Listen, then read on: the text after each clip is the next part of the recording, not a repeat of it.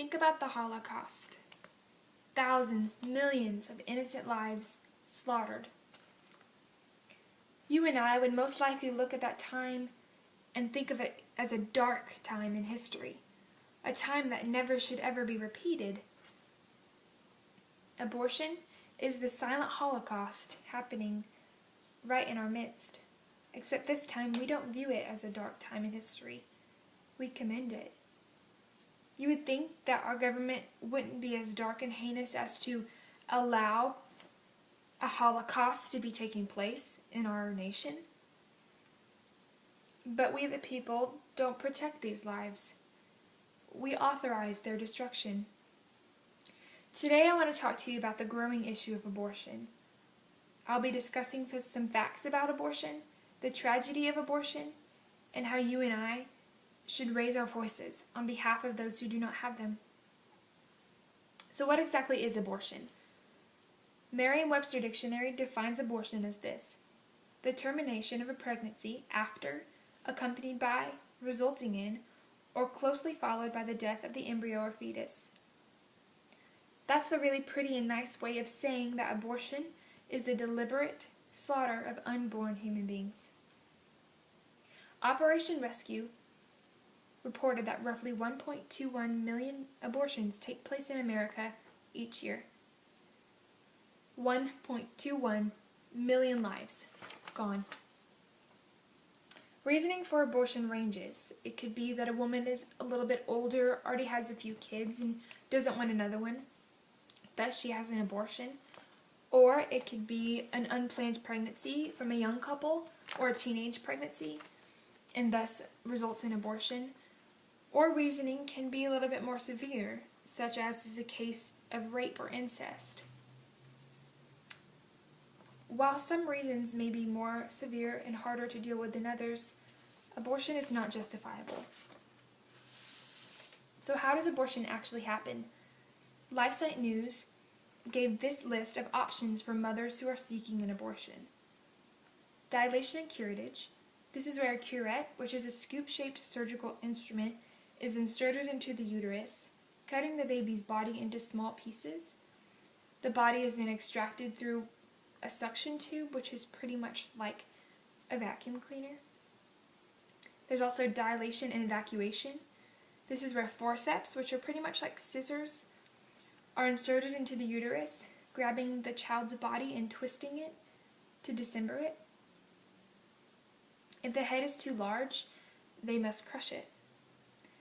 There's also hysterectomy, which is used in the last 3 months of pregnancy when the baby is almost fully developed.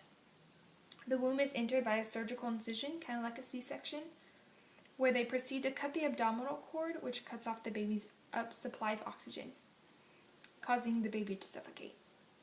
At times, however, the baby might be a little bit too developed, so they'll induce labor and leave the baby to die unattended. There's also saline injection, which works kind of like salt on a snail. There's intracranial injection, suction abortion, and unfortunately the options for moms seeking this go on.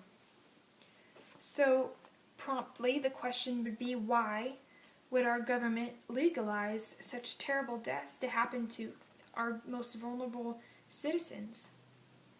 Well, the issue lies in women's rights over their bodies, over their lives. On the 42nd anniversary of the major case Roe v. Wade, President Obama released this statement.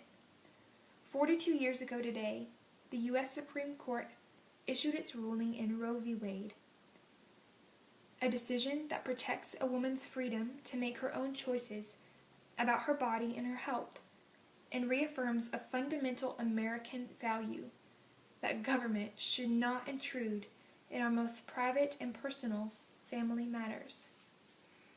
This leads us into the heart and depravity of abortion. We claim to be protecting women's rights, but what we're really doing is denying rights to millions of voiceless little women every year.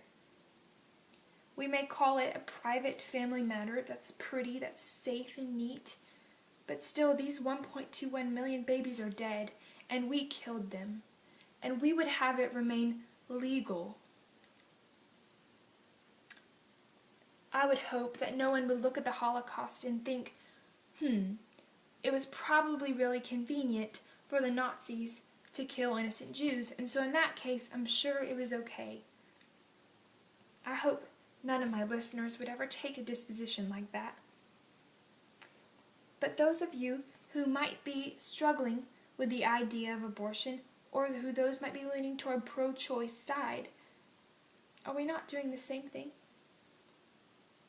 A clinical anatomist who studied for 60 years in the American Association of Anatomists said this: "A zygote is the beginning of a new human being.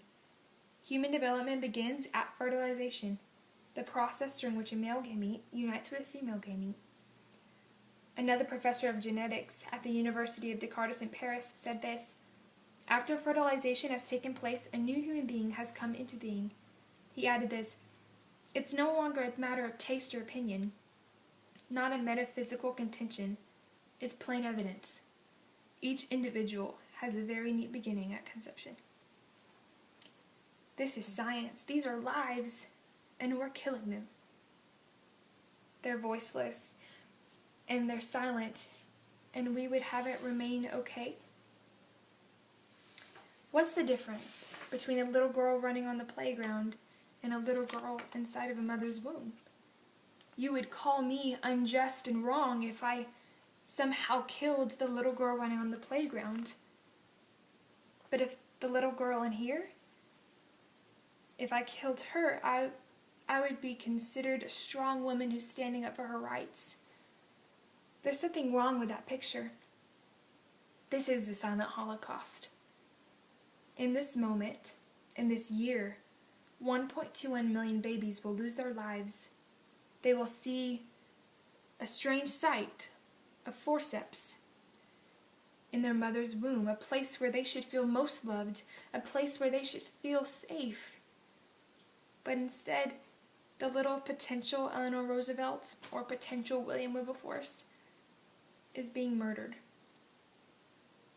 They're unable to say stop. They're unable to say that hurts them. They're denied rights. In America, it's beautiful how we fight for rights and equality and freedom, but yet we're letting this happen to millions of citizens every year. Have you thought about these things? Have you ever deeply pondered the issue of abortion? I would first and foremost urge you to think about these things. Abortion is crime, and it's not worth standing next to and condemning as if it were a good thing. For those of you who can think about 1.21 million babies and get enraged, let's take action. Abortion is dominant in our society, but there are those who are fighting it, and we should stand with them. There are great organizations like Pro-Life Action League, or even local organizations like Riverside Life Services, who are taking logical steps to fight abortion. They're advising women considering abortions to choose life by offering them adoption programs and stability therapy. They're spreading awareness. They're protesting this. And this is what all of us with hearts enraged should be doing.